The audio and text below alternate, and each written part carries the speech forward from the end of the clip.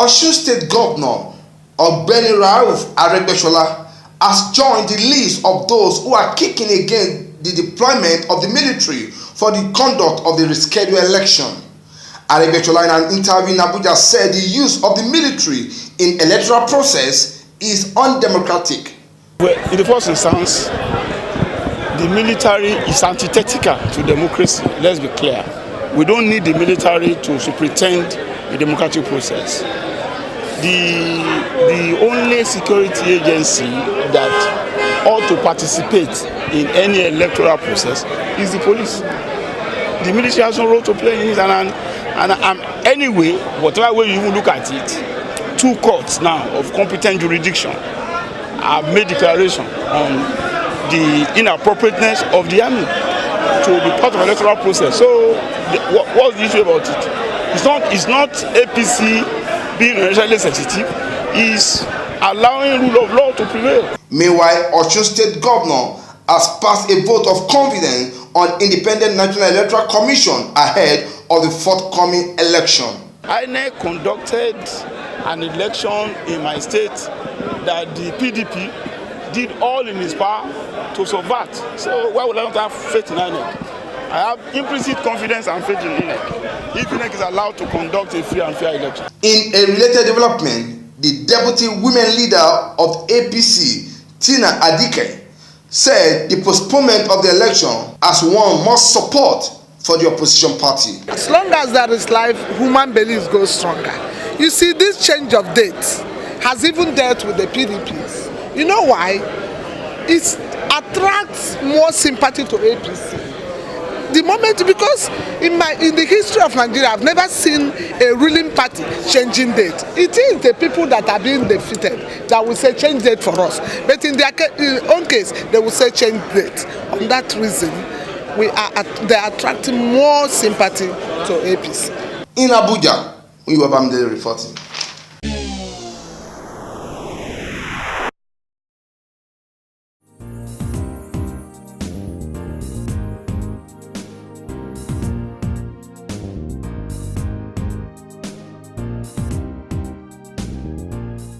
Director, Media and Publicity of the People's Democratic Party Presidential Campaign Organization, Femi Fani-Kayode, says federal government decision to deploy soldiers during the general election will help in ensuring peace, stability, and safety of the electorate. Addressing a press conference in Abuja, Fani-Kayode said the opposition party's stand of not using soldiers during the forthcoming election is to intimidate voters and unleash violence on the politics once they lose the elections. The attempt by the APC to discredit the use of soldiers by promoting some misleading audio footage of the so-called rigging during the Ekiti governorship election, in which one Captain Sagir Koli was the dramatis personae, is childish and absurd. I mean, we just saw that video, we played it here, you heard the contents. So to use that as evidence of rigging, I mean, it's absurd and childish, as we've said here. Now, the federal government deployed soldiers in the Anambra, Edo, Ondo, Ekiti, and Osun gubernatorial elections, and all those elections were devoid of violence. Remarkably, the APC won in Edo and Osun, APGA won in Anambra, Labour Party won in Ondo, while PDP won in only Ekiti State. The basis on which the APC is agitating for the exclusion of soldiers from the election by sponsoring court cases is patently dubious and untenable. He noted that the All Progressive latest gambit of lashing on the some footage of a purported meeting involving some of the PDP party leaders in the Southwest Zone, which purportedly reflected attempts to rig the Ekiti governorship election, is petty and despicable. Sadly, the same cannot be said about the electoral perfidy which the APC perpetrated in the Osun State governorship elections. During the course of those elections, some of their agents gathered in secret locations where they thumbprinted ballot papers in favor of their governorship candidate, Ogbeni Rauf Aregbesola. Rather than attempting to orchestrate rigging, what the audio clip clearly reveals was Governor Fayose expressing concerns that a military commander was not acting on information about illegal movement of weapons into certain parts of the state. The governor and others were apparently worried the safety of the voters and INEC officials could be compromised if security measures were not strictly enforced. He maintained confidence that the opposition's claim of rigging against Ekiti State Governor Ayo Fayose and all others that was mentioned cannot be sustained, and he therefore challenged the opposition party to do a critical content analysis of the discussions in the audio clips. From Abuja, LM Chukwemeka reports.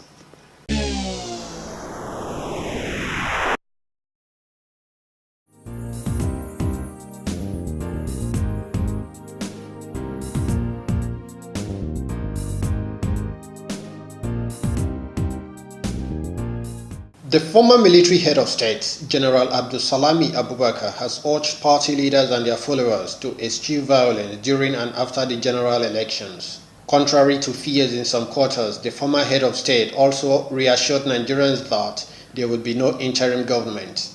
Abubakar, who is the chairman of the Peace Committee made up of security chiefs, party and religious leaders, at a press conference in Abuja said, going by President Goodluck Jonathan's promise, election will hold as scheduled and May 29 handover date remains sacrosanct. So we are appealing to Nigerians to focus their mind on exercising their right on the election day. And we still appeal again to people to eschew violence. The All Progressive Congress National Chairman John Oyegun, after the meeting, said any attack on the INEC, the use of permanent voters card, and opposition must be reduced to avoid overheating the polity. There must be change. It has to be changed.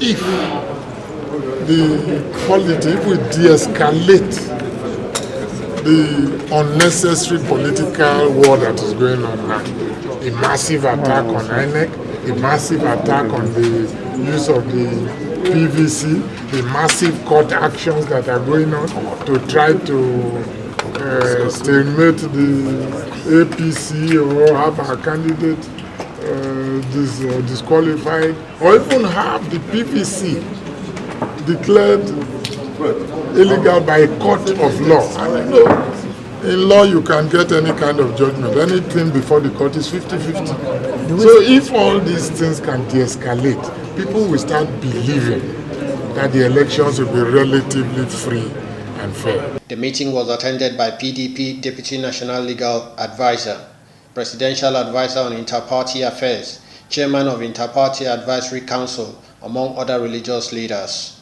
Awesome Raffle, Ben Television, Abuja, Nigeria.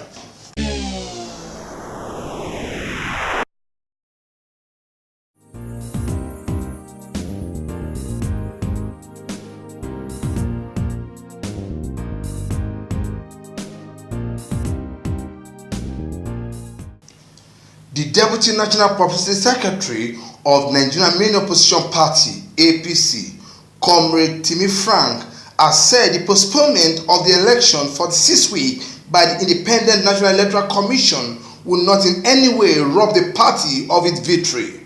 Frank, in an interview in Abuja, said the party was on its way to victory before the postponement.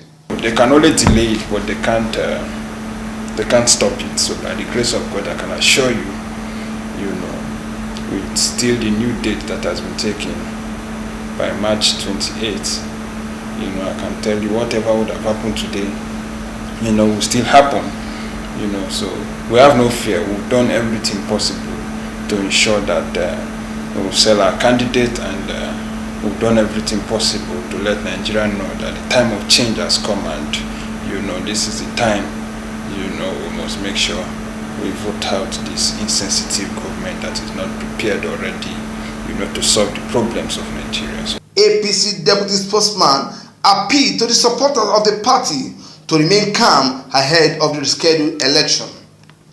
I will urge all our supporters to be calm. We will not share the blood to take over government. We will not kill anybody to take over government. So our supporters, what this government is doing, let me tell you, is a strategy. They are only trying to provoke and anger Nigerians with all the intrigues that they are doing. so that Nigerians will get up and fight and go to the street and burn houses and kill people, and so then tomorrow they'll say Buhari has asked people to go and kill, or the APC has done that. But practically they have failed, because we are not going to we are not going to use any violent means to take power. Nigerians will take power in a peaceful manner because they gave power to Jonathan in a peaceful manner. So that's the same peaceful manner that Jonathan happened to get this power. It's the same peaceful manner General Buhari will use to get power. INEC postponed the election due to security challenges in some part of the country. In Abuja, Muyiwa Bamdele reporting.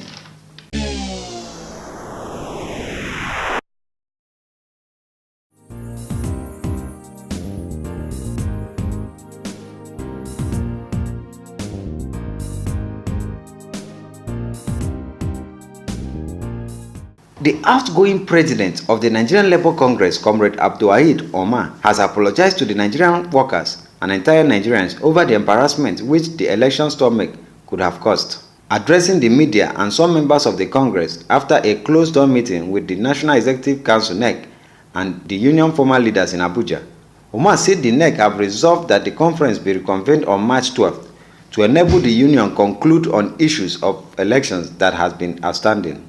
We have also taken far-reaching decisions as to make sure that the oncoming election is going to be very peaceful, and all contestants have agreed to abide by the rules and have also agreed to put Congress first before anything, even themselves. Former president of the union and the governor of Edo State, Comrade Adams Oshomole, who have been part of the effort to resolve the crisis, said that despite what had happened, the integrity of the labor movement remained unshaken. What has been demonstrated today is that the labor movement still has a lot to teach the rest of the political class.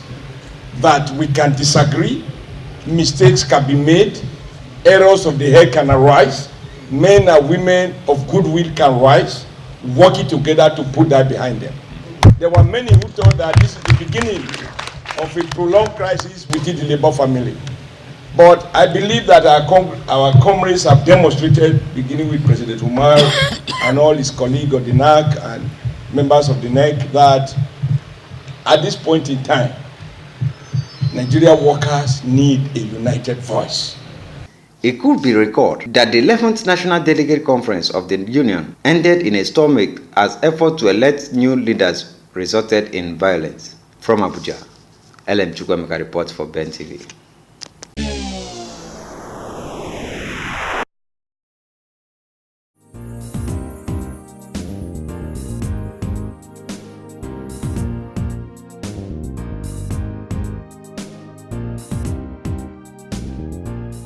The United States government and the government of Qatar have made a donation of $2 million each to the Safe School Initiative of the federal government of Nigeria. The Safe School Initiative is a project aimed at meeting the education needs of thousands of children affected by the ongoing conflict in the northeast Nigeria, specifically in Borno, Yobe, and Anambra State. The Safe School Initiative is a project aimed at meeting the education needs of thousands of children affected by the ongoing conflict in the northeast Nigeria, specifically in Borno, Yobe, Adamawa. The U.S. Ambassador to Nigeria, James Enwiso, who made the donation on behalf of the U.S. government, said his government was proud to support the initiative owing to the fact that the program will help to reduce the negative impact of insurgency in the northeast region. I think that this is a very important element of that, because what is the real face of terror, victims of terror? It's children and communities that suffer, and terrorists trying to keep children from going to school. And if we allow that kind of thing to happen, then quite frankly, that's a victory for them, and that's just unacceptable. So we in the United States government, we are delighted to be part of this. It ties in with many other things that we're trying to do in the Northeast. Education, health, nutrition, support to IDPs, all of these things to try to decrease the human suffering as part of our overall effort to support the Nigerian government as it struggles against terror. Receiving the donation, the Minister of Finance, Ngozi Okonjo-Iweala, said in a bid to complement the efforts of the federal government, a multi-donor trust fund had been set up within the United Nations system. Okonjo-Iweala said the money will be transferred into the MDTF, which is being managed by the United Nations Development Programme and UNICEF. She explained that the fund will co-finance projects and programs of the SSI alongside the Nigerian fund. We set up a trust fund domiciled at the Central Bank of Nigeria, in which we, the government of Nigeria, put in about $10 million at the time, the equivalent of 1.6 billion naira. We also received donations and pledges from the private sector for an equivalent amount. We received donations of 2 million euros from Germany, $1 million from the African Development Bank, and other donors include Norway, about $1.5 million given through UNICEF, the UK £1 million in technical assistance, and as I mentioned, we had $10 million pledged by a coalition of Nigerian business leaders. All of these monies are going into a trust fund here, domiciled at the central bank. The government of Qatar, through the Qatar Foundation, had earlier made a contribution of $2 million into the MTDF. Awesome Raffle, Ben Television, Abuja, Nigeria.